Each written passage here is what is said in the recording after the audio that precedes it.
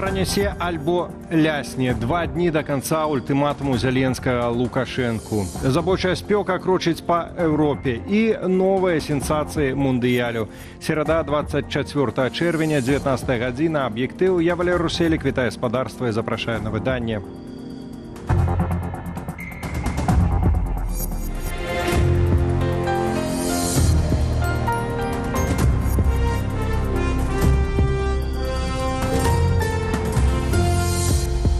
Апошнімі днямі на беларуска-украінскім памежжы не фіксуюць пралётаў расійскіх беспілотнікаў. Пра гэта паведамляе выданне «Флагшток».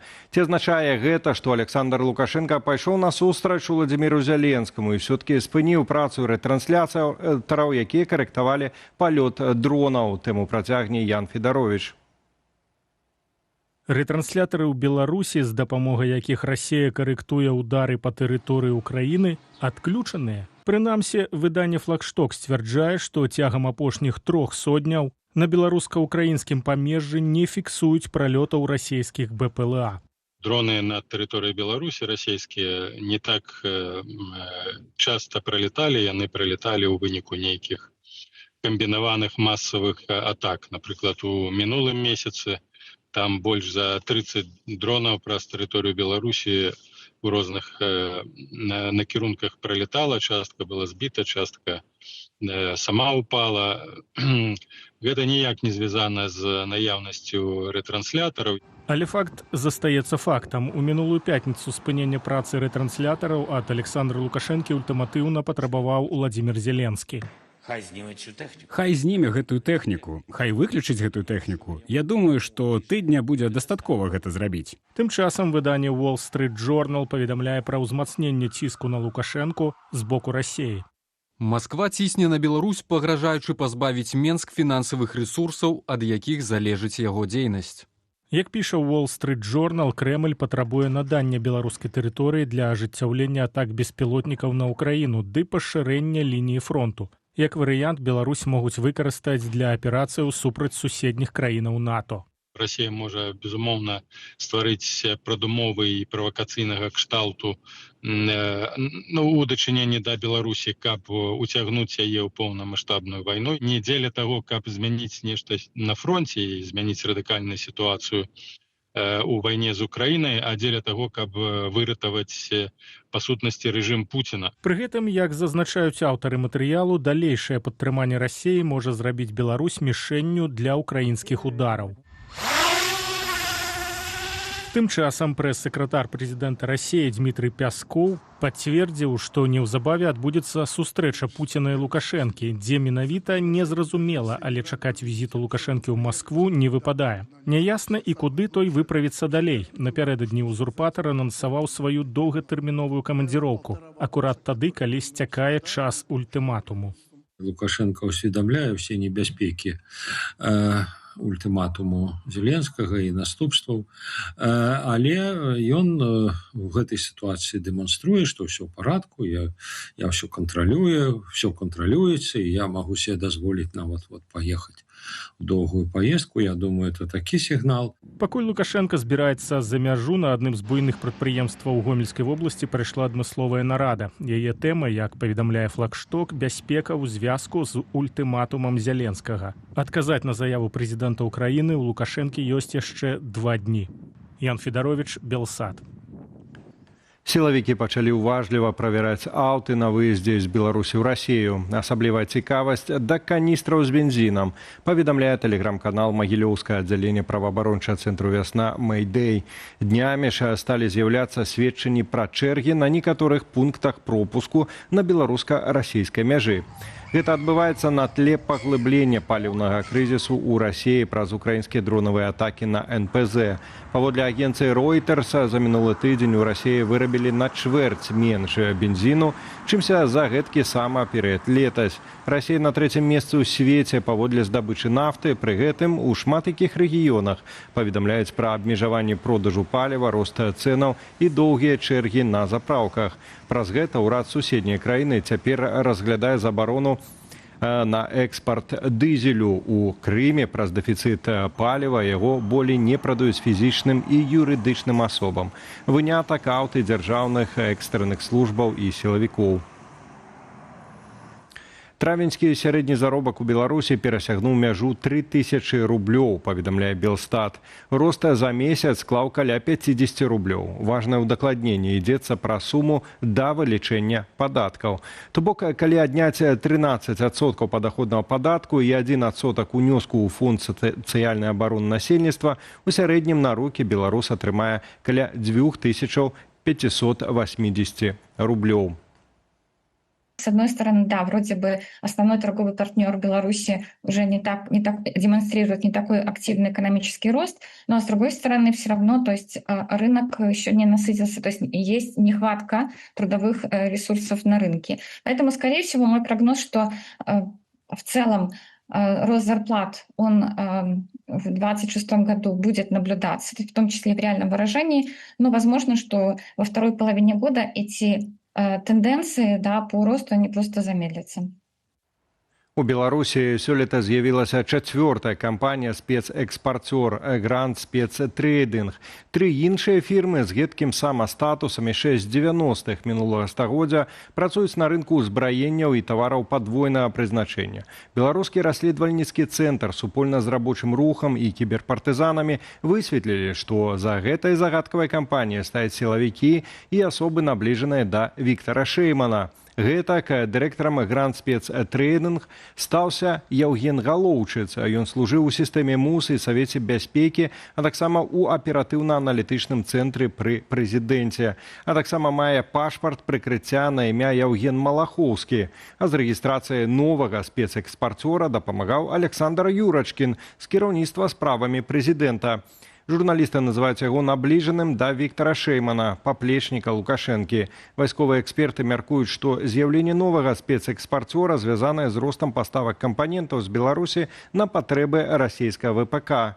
3 астатнія беларускія фірмы-спецэкспарцёры пад санкцыямі Еўразвязу і ЗША.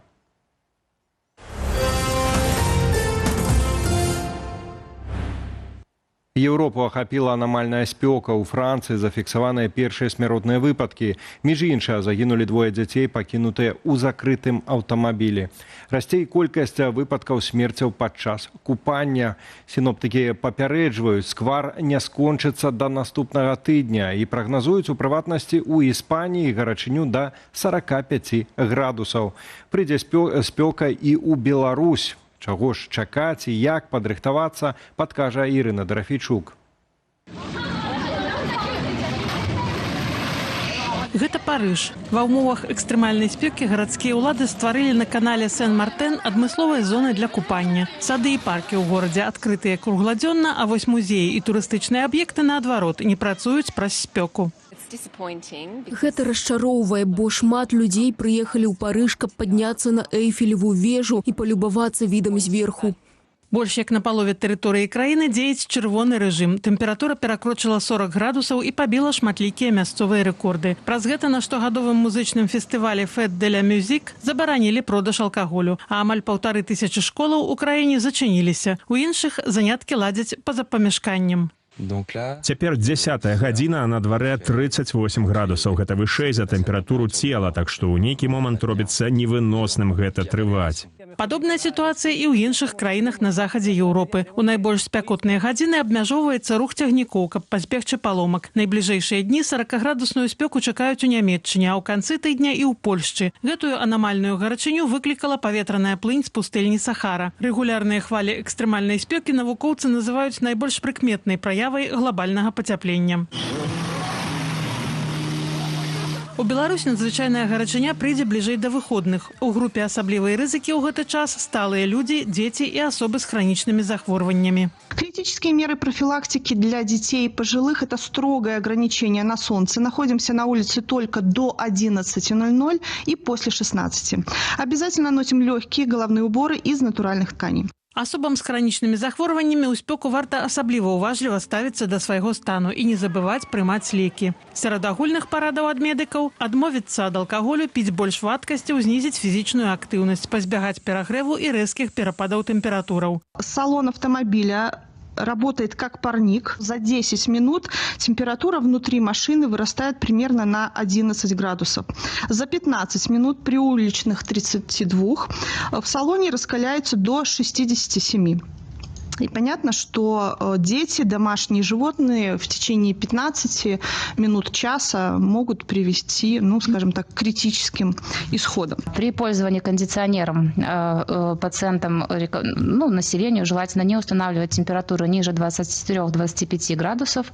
Если же кондиционера нет, рекомендовано поставить перед собой вентилятор с емкостью воды, которая, испаряясь с потоком воздуха, на 2-3 градуса снизит температуру в помещении. Аранжавы ўзровень небяспекі абвешчаны ў краіне на пятніцу і суботу. Тэмпература ў гэтыя дні мае дасягнуць 30-33 градусаў. У пачатку ж наступнага тыдня, паводле тэлеграм-каналу Метеовайб, на Берасцейшчыне чакаецца да 39, а на астатняй тэрыторыі да 35 градусаў.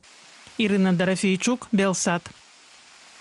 Добрая навіна для жанчын, якія спрабуюць зацяжарыць метадам экстракарпаральнага апладнення, у скароце ЭК. Дзяржава спрасціла правілы кваліфікавання на працэдуру і падкрэслівае, што пастанова прынятая ў год жанчыны і прымеркаваную дэмаграфіі пяцігодку. Што яшчэ зрабілі для кабетаў за гэтыя паўгода, прыглядалася Юлія Цяльпук. Нараджэнне дзіцяці – радасць, а ў выпадку экстракарпаральнага апладнення – цуд на бюджэтныя сродкі. Ад 25 чэрвеня дзяржава будзе фінансаваць не адну, а дзве спробы ЭК. Доступ да працэдуры спрасцілі і пашырылі. Раней кандыдатак адбіралі адмысловыя камісіі, цяпер трэба звяртацца ў паліклініку на медагляд. Дадаткова рэгламентуюцца асаблівасці надання другой спробы ЭК пры наяўнасці на захоўванне крыякансерваваных эмбрыёнаў, пытанне іх транспартавання. Прадугледжваецца цэнтралізацыя правядзення бясплатных праграмаў ЭК на базе дзяржаўнай установы РНПЦ «Маці і дзіця».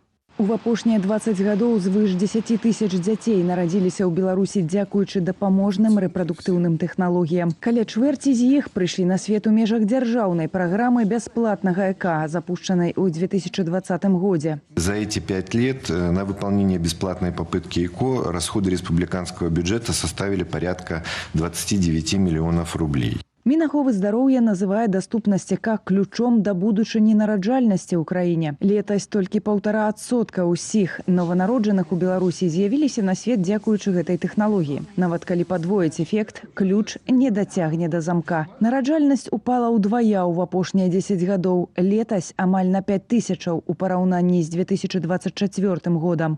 Гендерная политика, которая приурочена к году женщины, не говорит о том, что люди выезжают из страны, огромный отток эмиграции, о том, что люди боятся рожать детей, потому что непонятно, что будет завтра, война, либо еще какое-то, что прилетит с какой стороны, а белорусское государство позиционирует женщину как машину для производства детей. Это самое страшное. У пытанні ЭК жаданні жанчын супадаюць з патрэбамі дзяржавы. Але так не ва ўсім, падкрэсліла экспертка. За гэтыя паўгода не прасунуліся ў пытаннях гендернай роўнасці. Разрыў у аплаце працы складае каля 20%. Абавязак сумяшчання працы і сям'і па-ранейшаму ў асноўным ляжыць на жанчыне. Хоць бюджэт на ўздым ролі жанчыны атрымалі 3 міністэрствы – працы і сацыяльнай абароны, прамысловасці і аховы здароўя. Найлепш спраўляюцца з ролікамі для соцсетак. Яшчэ на пачатку гэтай кампаніі намеснік прадстаўніцы АПК ў сацыяльнай палітыцы казаў: прапаганда вельмі тапорная, яна не працуе, усе гэта разумеюць, але яна з'ядае агромную масу денег. Трэба разумець асноўнае, то есть у нас усе гэтыя дзяржаўныя праграмы, яны сілотак ратавалі, дрэваапрацоўку ратавалі. Калі гэта спрацавала, пакажыце проста прыклад, калі дзяржаўная праграма спрацавала так, як яе планавалі. У межах пяцігодкі на першае месца чыноўнікі паставілі менавіта дэмаграфічную бяспеку і падтрымку сям'і. Аднак на фоне працяглага дэмаграфічнага спаду і структурных праблем эканомікі гэтыя меры пакуль не змяняюць агульнай тэндэнцыі. Юлія Цяльпук, Белсат. Апошнія паўгода спецслужбы інтэнсіўна выкарыстоўваюць сваякоў беларусаў, якія з'ехалі за мяжу, каб вербаваць апошніх. Праваабаронцам з ініцыятывы «Дысідэнт BY» вядомыя выпадкі, калі дзецям за мяжу набіраюць з тэлефонаў бацькоў і прадстаўляюцца камітэтам дзяржбяспекі. Найчасцей спецслужбы спачатку праз бацькоў атрымліваюць інфармацыю пра дзяцей, а потым маніпуляцыямі, пагрозамі ці залагоджваннем спрабуюць выйсці на працяглую камунікацыю і схіліць да супрацы. Найбольш эфектыўная тактыка ў гэткіх выпадках – захоўваць спакой і нічога не паведамляць, раяць праваабаронцы. Варта загадзя падрыхтаваць бацькоў, дамовіцца з імі пра легенду. Найпрасцей казаць, што дзеці з'ехалі за мяжу і камунікацыі з імі няма. Важна выконваць захады лічбавай бяспекі, у тым ліку змяняць паролі і пераналаджваць месенджеры пасля кантактаў са спецслужбамі. Калі ж вы за мяжою і працаўнікі спецслужбаў выйшлі на сувязь з вамі, не адказвайце, рабіце скрыншоты паведамленняў і блакуйце акаунты.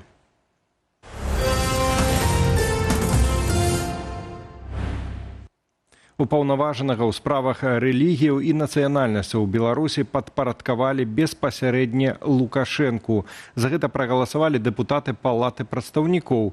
Раней упаўнаважаны адказваў перад Саветам міністраў. Насамрэч, функцыя такіх людзей, чыноўнікаў, гэта кантраляваць і навязваць ідэалагічную павестку рэлігійным арганізацыям, лідарам рэлігійных арганізацый. Мне падаецца, што это проста аптымізацыя працэсаў кіравання Лукашэнкам усяго, што да чаго ён можа дацягнуцца, а дацягнуцца ён можа практычна да ўсяго. І калі раней ён падпарадковаўся упаўнаважаны па справах рэлігіі афіцыйна, фармальна Савету міністраў, прызначаўся па прадстаўленні Савета міністраў, цяпер яго прызначаюць проста Лукашэнка. Розніца невялікая насамрэч. Лука Модрыч працягвае пісаць гісторыю футболу. Матч супраць Панамы на чэмпіянаце свету стаўся для легендарнага паўабаронцы ўжо 200-м у складзе нацыянальнай зборнай. Гэта абсалютны рэкорд Харватыі. І хоць сам Модрыч не забіў, ягоная каманда перамагла і захавала шанцы на выхад у плэй-офф. А вось у іншых матчах дня не абышлося без разгрому і нечаканасцяў. Падрабязнасці ў наступным матэрыяле.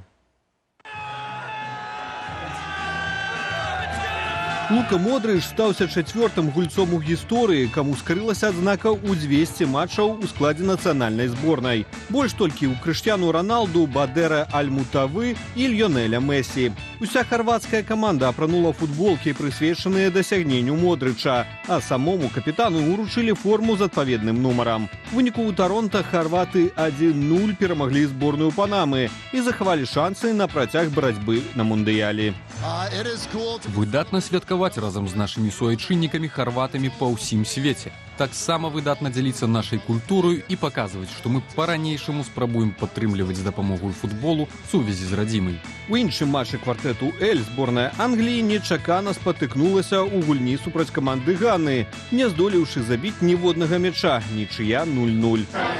Я даволі расчараваны. Шчыра кажучы, я адчуваю, што мы маглі б паказаць значна лепшую гульню ў атацы.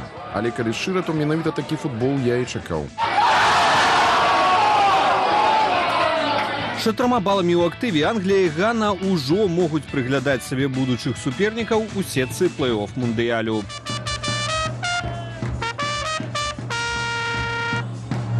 Квартэт К, зборная Колумбіі, здабыўшы 2 перамогі на турніры, датэрмінова забяспечыла сабе месца ў 1/16 фіналу першынства. Гэтым разам колумбійцы былі мацнейшыя 1-0 за зборную Дэмакратычнай Рэспублікі Конга.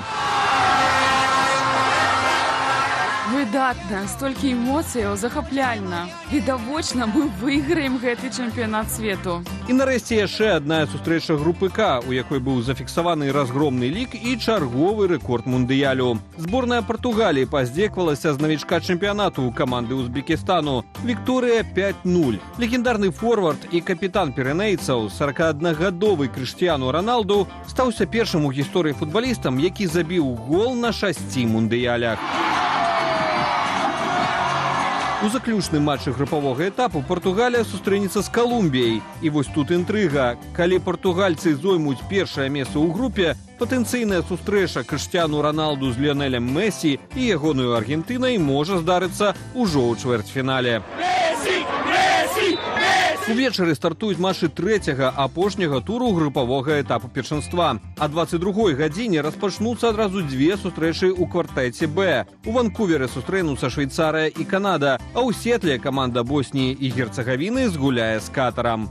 Павел Алейнікаў, Александр Баразенко, Белсат.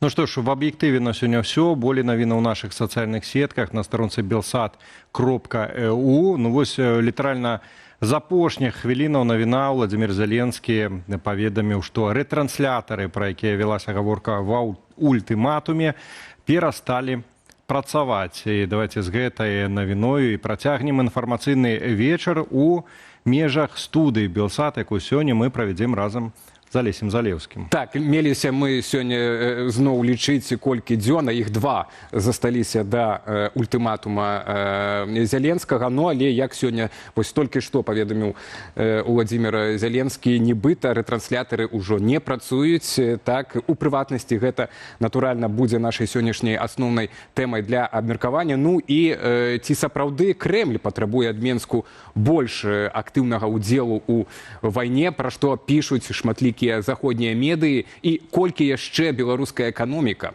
звернемся да яе, гатовая цягнуць расійскі крызіс, плацячы за яго ростам цэнаў і стагнацыяй заробкаў. Абмяркуем гэтыя тэмы з Валерам Карбалевічам і Алісай Рыжычэнка, таму заставайцеся з намі. Ну і таксама ў апытанцы сённяшняга стрыму задамося пытаннем, ці беларусы гатовыя таксама цягнуць на сабе праблемы расейцаў.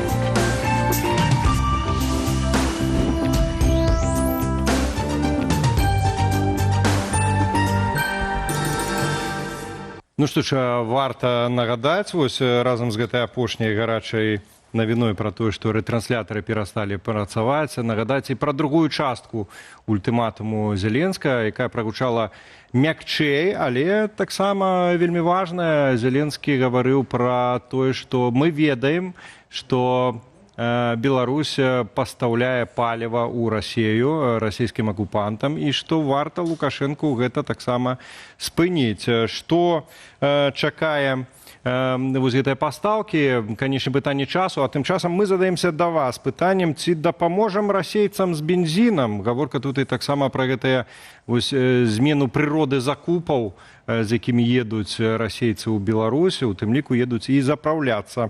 4 варыянты адказу. Так, бо заробім грошы, ну а чаго? Ёсць тавар, прадаем, зарабляем грошы.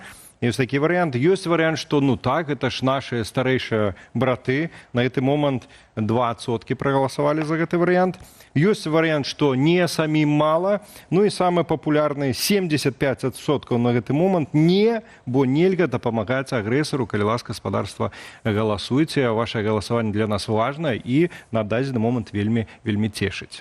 Так, ну і я толькі яшчэ паўтару вось гэтую навіну. Это даслоўнае выказванне Владимира Зеленскага. Я спадзяюся, неўзабаве мы будзем мець відэа ягонага выказвання. Ён сказаў даслоўна: рэтрансляторы, якія выкарыстоўваліся для карэкціроўкі ўдараў па ўкраіне з тэрыторыі Беларусі, спынілі сваю працу з 22 чэрвеня, адпаведна 2 дні таму, это ў панядзелак, так, а сам ультыматум быў агучаны ў пятніцу. Ну і пакуль вось гэтыя апошнія дні... маем, калегі ўжо падказваюць, што маем выказванне Зеленскага. Давайте вот паслухаем, што канкрэтна ён сказаў. З 22 червня відповідні ретранслятори припинили свою роботу на території Білорусі. Чи демонтували їх, чи ні, я, чесно кажучи, поки що не знаю, але ми працюємо над цим, і я дуже уважно слідкую і щоденні доповіді отримую. Факт, що ретранслятори на сьогодні не працюють. Так, не відэа, так, а аўдыо выказвання прэзідэнта Украіны. Ну і пакуль вось апошнія все дні былі прыцягнуты ўвагы да Владимира Зеленскага, пры гэтым на захадзе ўсё часцей гавораць пра іншае, што галоўны ціск на Лукашэнку цяпер можа ісці не з Кіева, а з Масквы. І там, паводле публікацыі Wall Street Journal, аналітыкаў Інстытута вывучэння вайны, Кремль разглядае Беларусь як ресурс для новай эскалацыі вайны. І тут ужо гаворка не толькі пра тэрыторыю, але і пра беларусаў. Пра гэта мы зараз і паразмаўляем у тым ліку з нашым першым спікерам, спадар Валер Карбалевіч, палітычны аналітык з Радыё Свабода. Вечар добры вам. Добрый вечер. Добрый вечер. Так, ну пачынаем все-таки ад больш гарачай, так, вось гэтай заявы Владимира Зеленскага. Спадзяюся, вы паспелі яе пабачыць, но вось толькі што яна была у эфіры. Ці нешта яна мяняе ў гэтай гісторыі, як бы вы маглі ацаніць гэтую заяву? Канец, вычарпаны канфлікт? Канфлікт не вычарпаны, але найбольш напружаны момант гэтага канфлікту, ну, здаецца, вырашаны, калі гэта адпавядае рэчаіснасці, калі гэтыя ретранслятары раптам праз 2 дні зноў не пачнуць працаваць. Вось таму, уласна кажучы, навіна добрая, бо ваенны канфлікт паміж Украінай і Беларусію сёння падаецца нікому не патрэбны. Відавочна, што Александр Лукашенко вельмі занепакоіўся вось гэтай сітуацыі. Яшчэ 1,5 тыдні таму у інтэрв'ю тэлеканалу Аль-Арабія Лукашенко адкрыта сказаў, што Беларусь вельмі ўразліва перад украінскімі дронамі, што тэрыторыя Беларусі адкрытая, і калі па Расіі гэтыя дроны лётаюць куды хочуць аж да Урала, то Беларусь бліжэйшая. У Беларусі мусіць сістэма супрацьпаветранай абароны не такая моцная.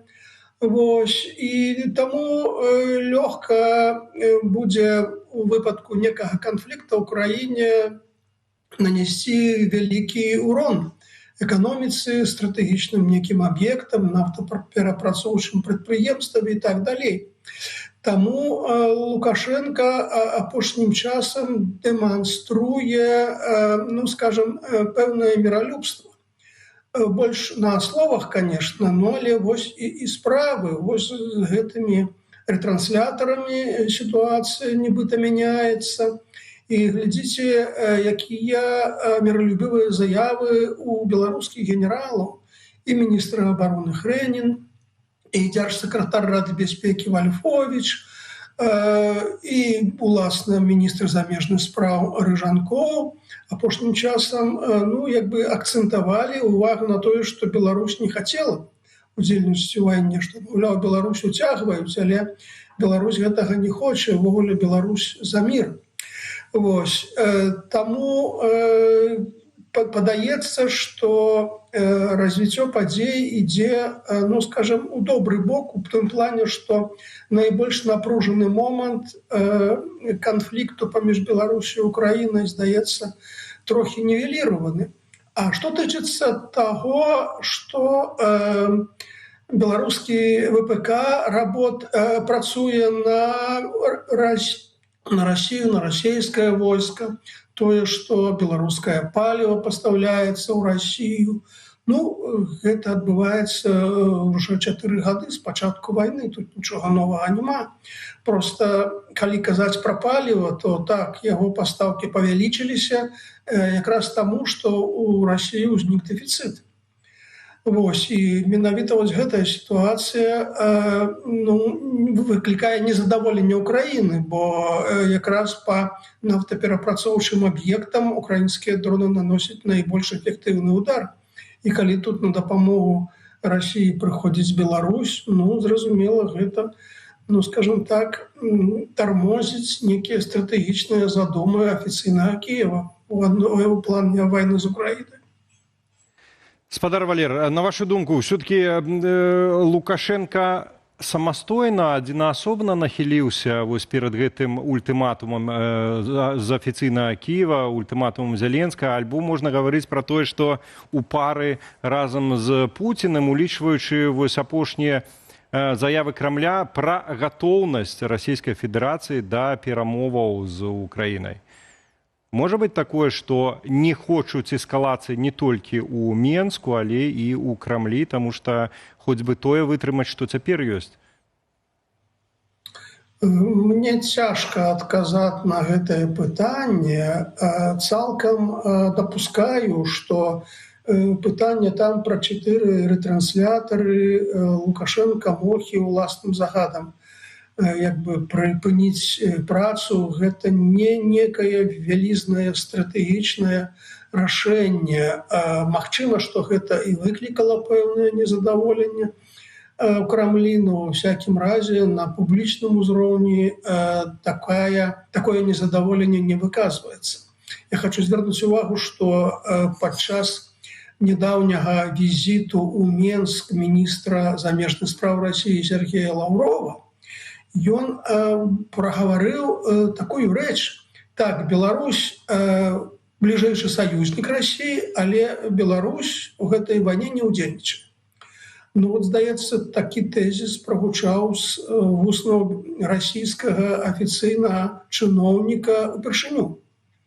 Вось, таму я дапускаю, што Лукашенко здолеў угаварыць і Пуціна, і Лаўрова ў тым, што не ўдзел Беларусі у вайне у плане удзелу беларускага войска, ну, скажем так, на карысць нават Расіі, бо Беларусь тут абараняе мяжы саюзнай дзяржавы заходняга кірунку, і таму гэтага дастаткова дзеля таго, каб выконваць саюзніцкія абавязацельствы.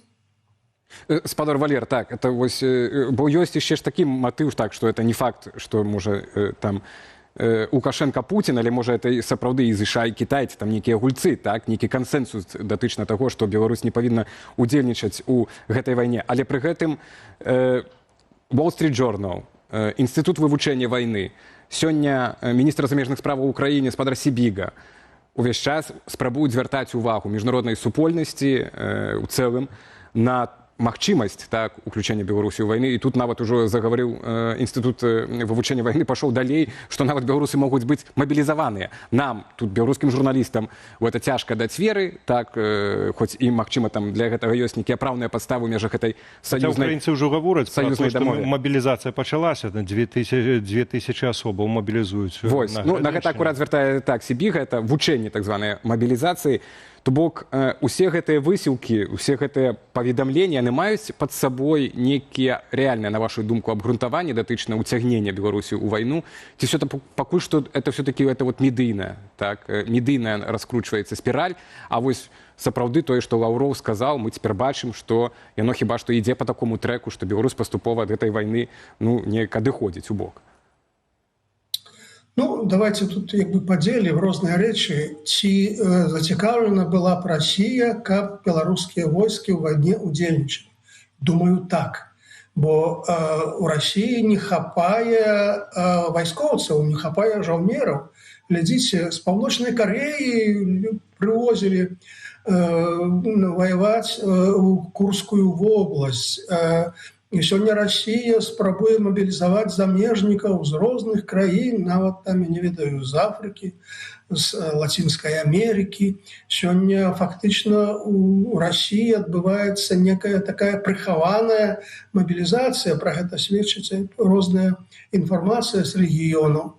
Вось. Таму, калі б Лукашенко сказаў: ой, Владимир Владимирович, мы з задавальненнем пашлём наших вайскоўцаў, то я думаю, што, конечно, Расія была рада гэтаму. Але я думаю, што Расія, Путін, прыватнасці, ну, скажем так, разумее ўсе рызыкі.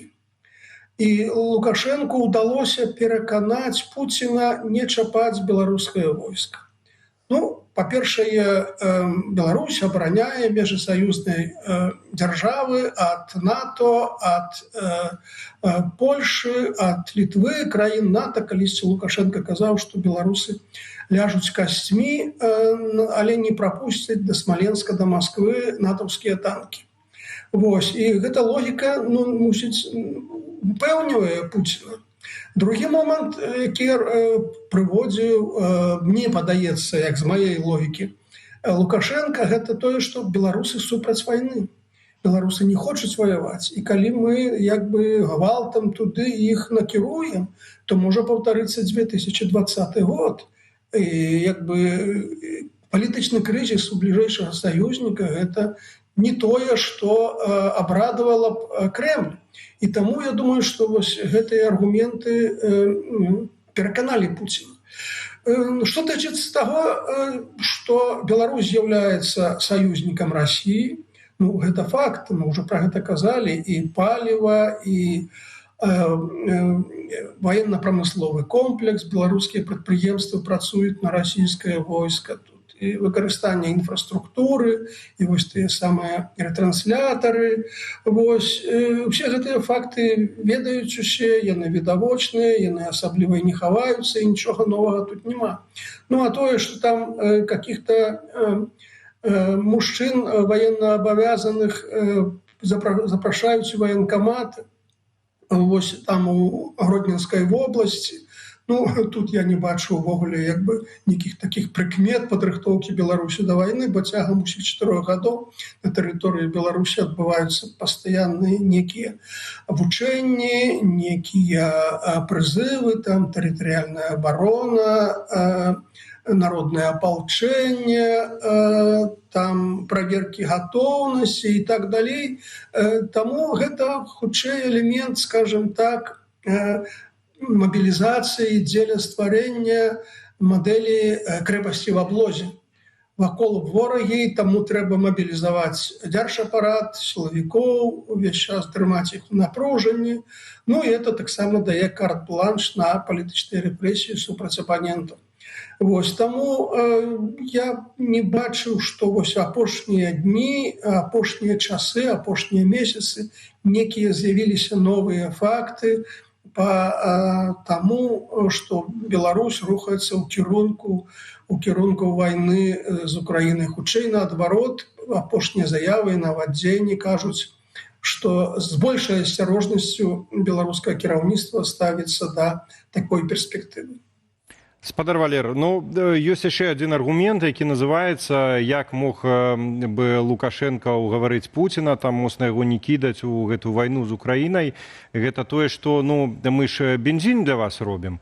І хай магутнасцяў не шмат, але, ну, не так далёка Масква і Піцер, прынамсі іх можна было б забяспечыць у нейкай ступені. І ў сувязі з гэтым, ці можна меркаваць, што Кіеў, пабачыўшы, што Лукашенко все-таки захоўвае гнуткасць і умее нахіляцца у выпадку з рэтрансляторамі, і ці можа Кіеў працягнуць ціснуць на яго ультыматыўна, у тым ліку з пастаўкамі паліва з беларускіх НПЗ у Расію?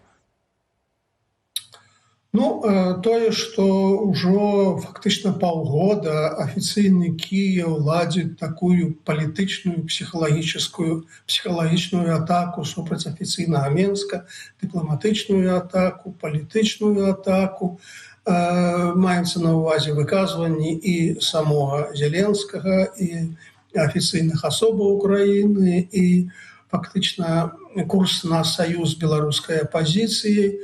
Гэта факт і гэта тэндэнцыя развіваецца.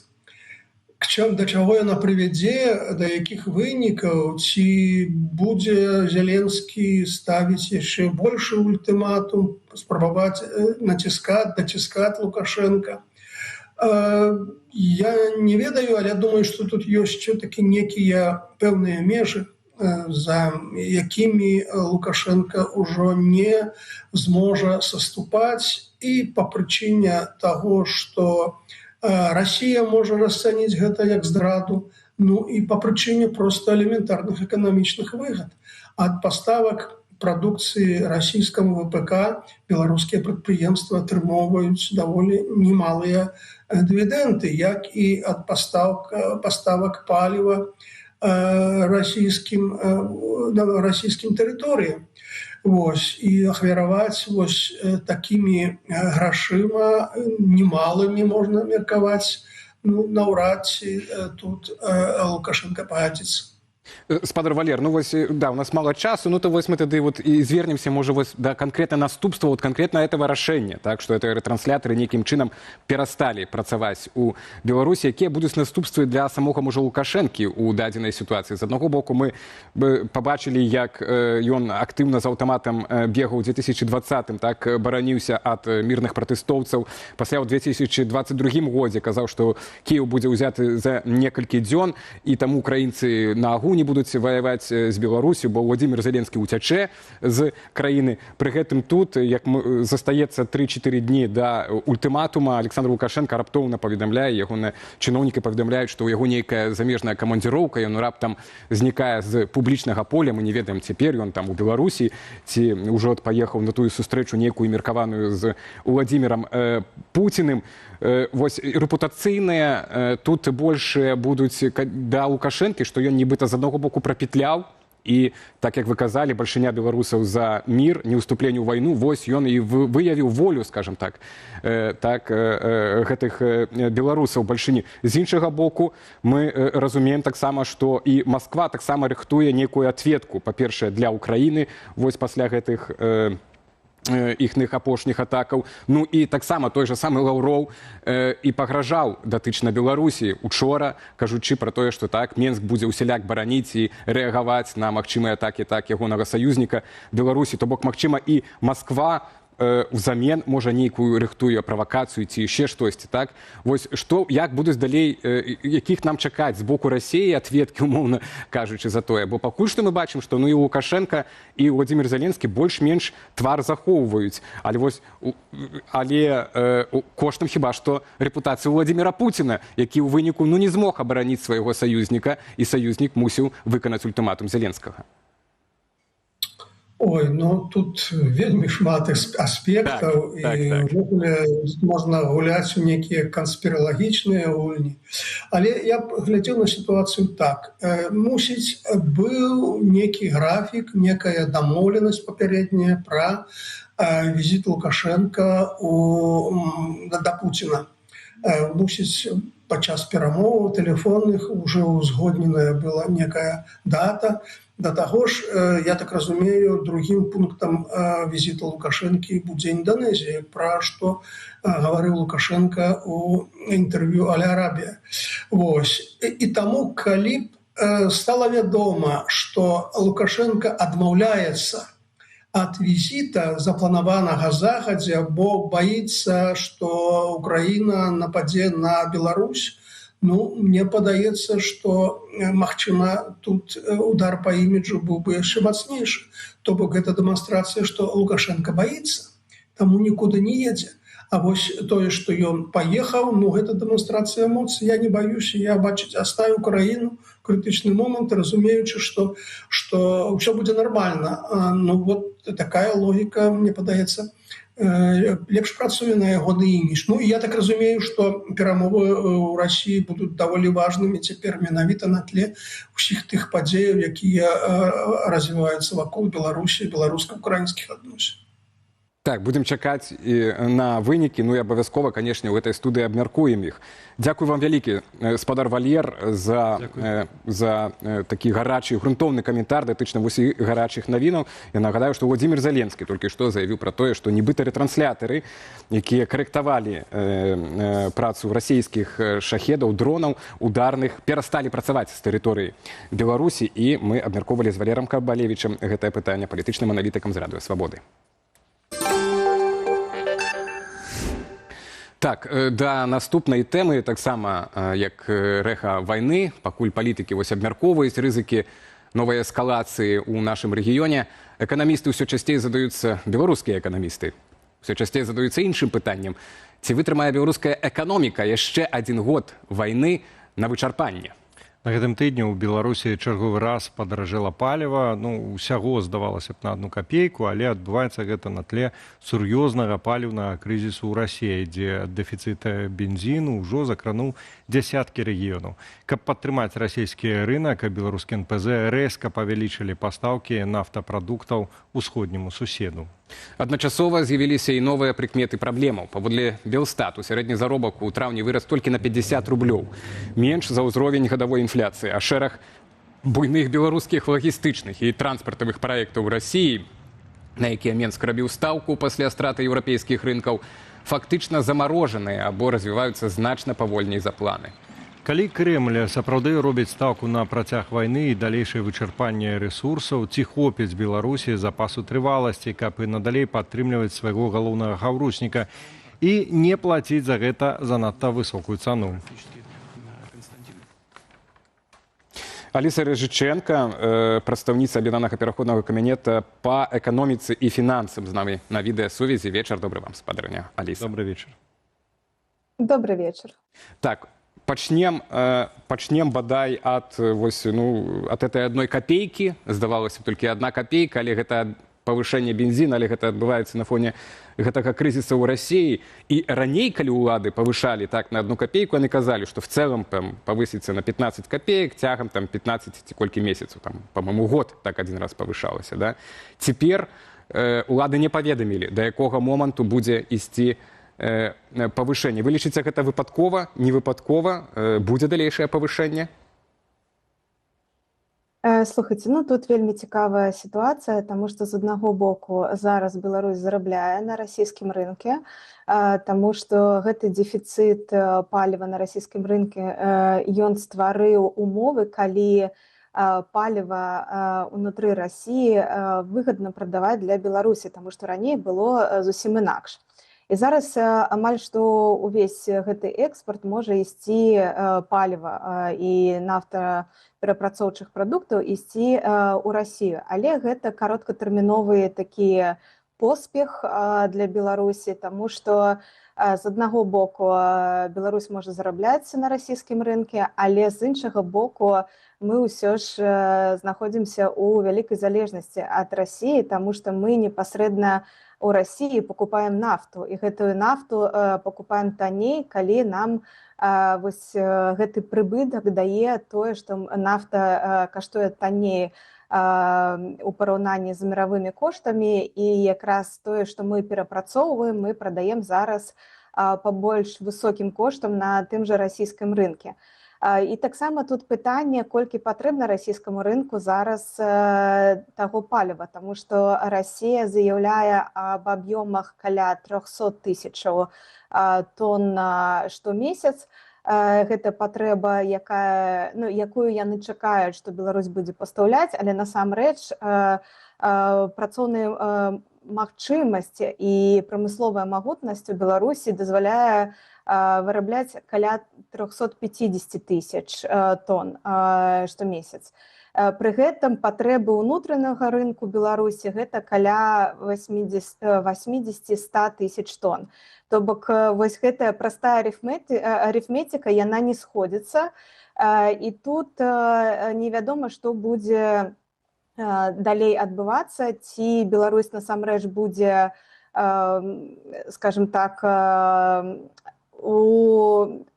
стварае дэфіцыт на ўнутраннім рынку, прадаваць тыя аб'ёмы, якія патрэбны Расіі зараз на расійскім рынке, ці яна будзе адмаўляцца і пастаўляць менш паліва.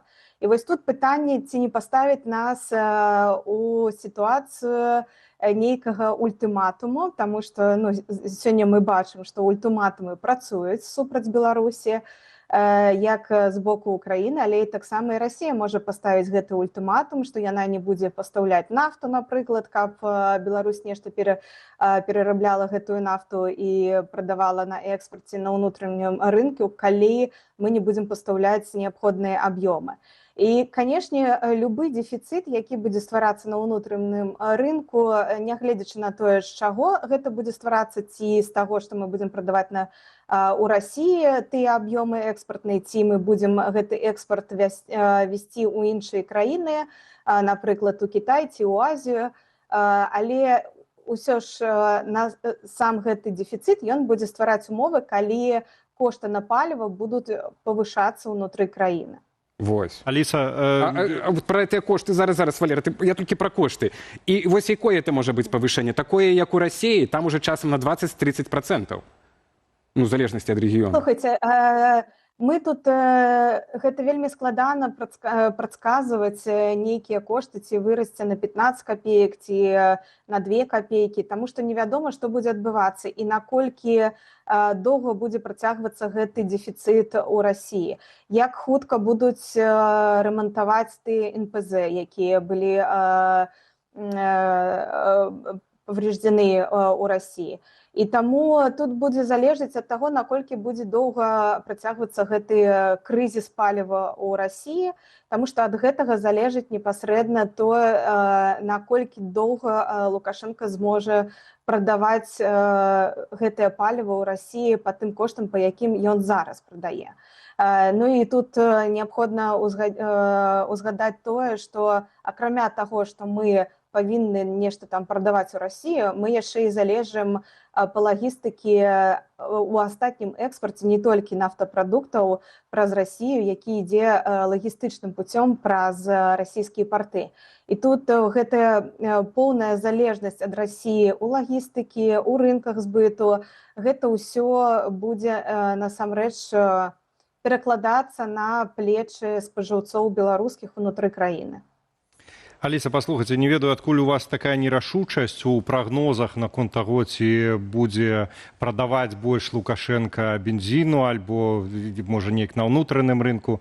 Дастаткова ўзгадаць летась сітуацыю з бульбай, калі расейцы елі, а мы перабіралі гніллё на крамных паліцах. Паслухайце, у сітуацыі, калі ўсё-такі пастаўкі, ад якіх сапраўды Беларусі вельмі моцна залежыць, наўпрост залежыць ад паставак нафты з Расіі, незалежна ад таго, ці гэта будзе шантаж з боку Крамля, ці гэта раптам узгараць яны, як гэта часта апошнім часам бывае з нафтаправодамі, з НПЗ расійскімі, раптам там нейкім чынам штосьці бахне, і вось гэтыя пастаўкі перарвуцца. Што тады чакае беларускую эканоміку?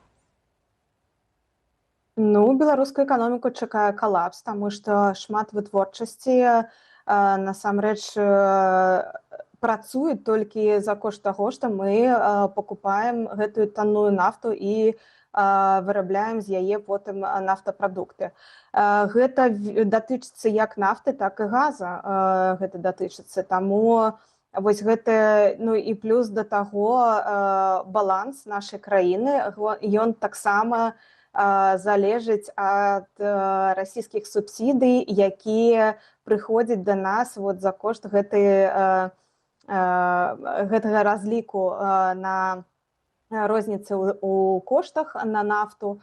І таму гэта, канешне, будзе напраму паўплываць на беларускую эканоміку і ствараць такі кароткатэрміновы калапс, таму што да таго моманту, пакуль Лукашенко не знойдзе нейкіх альтэрнатыў. Але калі мы гаворым зараз, вось тут вельмі важнае пытанне, па якім прычынам будзе спынена гэтыя пастаўкі, калі мы гаворым пра нейкае палітычнае рашэнне, гэта адно, а калі мы гаворым пра тое, што, напрыклад, гэтая труба будзе знішчана і не будзе магчымасці пампаваць гэтую нафту. Гэта зусім іншая сітуацыя, якая стварае для нас умовы, калі мы не можам атрымліваць нафту з іншых краін, напрыклад. І гэта вельмі складаная сітуацыя для беларускай эканомікі. Яна будзе паўплываць амаль на ўсе прадпрыемствы перапрацоўчай прамысловасці. Так, тут лагічнае было пытанне пра тое, ці ў нас ёсць рэзервуары, адпаведныя, ці там сховішчы для этой нафты, ці нешта такое вядома. Як у Злучаных Штатаў ёсць стратэгічныя сховішча нафты, у Кітаі ёсць. Мы ведаем, што ўжо ў Расіі няма, толькі ёсць рэзервы, которые ўжо сканчаюцца. Насамрэч, я не магу зараз адказаць на гэтае пытанне, таму што у мяне няма дадзеных апошніх па гэтым сховішчам. Так, таму вось я задам наступнае пытанне датычна такога больш прыземленай тэмы, так, што заробкі на 50 рублей, толькі сярэдні намінальны, так, за травень, это менш за інфляцыю. І ўжо вы раней паведамлялі ў нашай студыі, і мы маем дадзеныя па ВУП, это каля 1% роста, так, это амаль стагнацыя эканомікі ў Беларусі. І эксперты кажуць, што вось вайсковы драйвер, ён ужо все спыніўся, уже столь дасягнутая эканомікі беларускай па падтрымцы гэтай вайны ў Расіі, і Расія ўжо больш грошай не мае, таксама астуджае сваю эканоміку, адпаведна, вось эту столь мы дасягнулі. Але Расія пры этом, Владимир Путин кажа, што мы хочам, гатовы ваяваць далей, так? Не ідуць яны на мірныя перамовы. І вось такая вайна, як сёння, на вычарпанне гэтых ресурсаў, тылоў, так, напрыклад, будзе працягвацца до конца года, можа наступны год. Што гэта значыць для нас, для беларускай эканомікі, што мы застаемся ў гэтым рэжыме, там, дзе крызіс увесь час штосьці гарыць у Расіі, так, увесь час чагосьці не хапае, ну і мы усцяж знаходзімся ў той жа самай ізаляцыі і палітычных умовах, якія ёсць. Ну, перш за ўсё, гэта значыць для Лукашэнкі неабходнасць ісці на дыялог з еўразвязам, з дэмакратычнымі інстытутамі таксама, каб налажваць гэты дыялог і каб дамагацца, каб санкцыі былі спынены, то бок спыняць рэпрэсіі ў краіне. Таму што іншага пуці няма, калі у цябе эканоміка краіны залежыць ад аднаго рынку збыту, залежыць фінансава ад адной іншай краіны, якая фактычна з'яўляецца аднім інвестыцыйным істочнікам для твоей краіны. Гэта ўсё прывядзе да таго, што першае, тое, што будзе вырабляцца у беларускай прамысловасці, гэта будзе ісці ўсё на склад. І мы гэта бачым зараз. Больш за таго, перапрацоўчая прамысловасць зараз паказвае скарачэнне амаль што на 3,5%. Пры гэтым мы бачым таксама, што заробкі яны растуць у намінальным значэнні, але яны не растуць тымі тэмпамі, якія былі раней, але таксама гэта вельмі дрэнны паказчык таго, што калі мы глядзім не толькі на заробкі, але і на прадукцыйнасць працы, то тут вельмі дрэнная сітуацыя, таму што прадукцыйнасць працы яна скарачаецца, а заробкі растуць пры гэтым. У намінальным выражэнні неважна, але яны растуць. І вось гэта велізарная праблема для беларусаў, таму што гэта ўсё паўплывае на то, што у беларусаў ёсць крыху больш грошай на руках, і гэта ўсё з-за таго, што ёсць фактор дэфіцыта кадраў на рынке працы. Яны ідуць гэтыя грошы траціць у крамы, яны пакупаюць больш, але прамысловасць не прайзводзіць больш, вытворчасць становіцца менш. І гэта ўсё прыводзіць да таго, што растуць кошты, то бок інфляцыя расце ў краіне. І з іншага боку, калі у цябе скарачаюцца аб'ёмы экспарту, таму што ў цябе толькі адзін рынак, які скарачае попыт асабіста на гражданскую прамысловасць, таму што тое, што датычыцца ВПК, мы тут не будзем бачыць скарачэння прамысловасці, мы, мабыць, пабачым толькі зніжэнне коштаў, якія яны плацяць за гэтую прамысловасць. Спадарня Аліса, дзякуй вялікі за размову, за гэты аналіз. Аліса Рыжыченка, прадстаўніца аб'яднанага пераходнага кабінета па эканоміцы і фінансах, была ў нас в гасцях. Абмяркоўвалі мы наступствы удзелу Беларусі у ваеннай падтрымцы Расіі. Эканамічнай. Так, ну а цяпер пераходзім да нашай сталай рубрыкі «Жыццё рэгіёнаў», якую мы рыхтуем супольна з рэдакцыяй «Бэгамедыя». І першая наша тэма – масавае адключэнне вады ў Кобрыне і на бліжэйшых вёсках увечары 21 чэрвеня, акурат напярэдадні адзначэння гадавіны гераічнай абароны Брэсцкай крэпасці. Падчас аварыі кобрынскім камунальнікам нават давялося развозіць ваду па горадзе, але мясцовых жыхароў больш здзівіў не факт аварыі вадаправоду, а тлумачэнне сітуацыі, якое далі улады. Праз сотні пасля аварыі сітуацыю патлумачыў дырэктар філіалу Кобрын водаканал Андрей Веліч. Маўляў, увечары 21-га у Кобрыне адбыўся скачок напружання, які выклікаў аварыйнае спыненне помпы. Пры гэтым пры паўторным запуску адбылося яго запаветрыванне, бо ў рэзервуары было недастаткова вады. Бракавала яе, маўляў, менавіта праз паліў надзелаў. Кобрынцы абурыліся, што паводле версіі ўлада ў адсутнасці вады вінаватыя людзі. А можа ретранслятары акурат у тую ноч выключалі, бо 22-го перасталі Усе, працаваць. акрамя ўладаў. Так, і вось таму скачок гэты адбыўся. Далей праблемы з вадой адчулі на сябе і пінчукі. Таксама поўдзень Беларусі.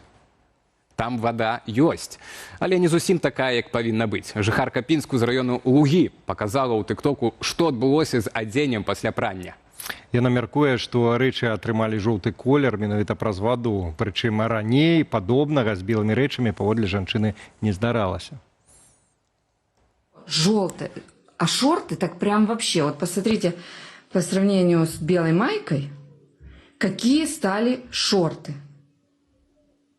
И вот что мне теперь с этими шортами делать? Зато по санстанции у нас вода в норме. А что будет с моей машинкой через год? Потому что такая вода будет до конца, до октября 2027 года. Так, ну і на гэтым завяршаем сённяшні эфір. Дзякуем усім за ўвагу, лайкі і каментары. Ну, для вас працавалі я, Валер Руселік, і мой нешматслоўны калега Алесь Мазалеўскі. Добрага вечара, да наступных сустрэч на Белсайце. Пакуль.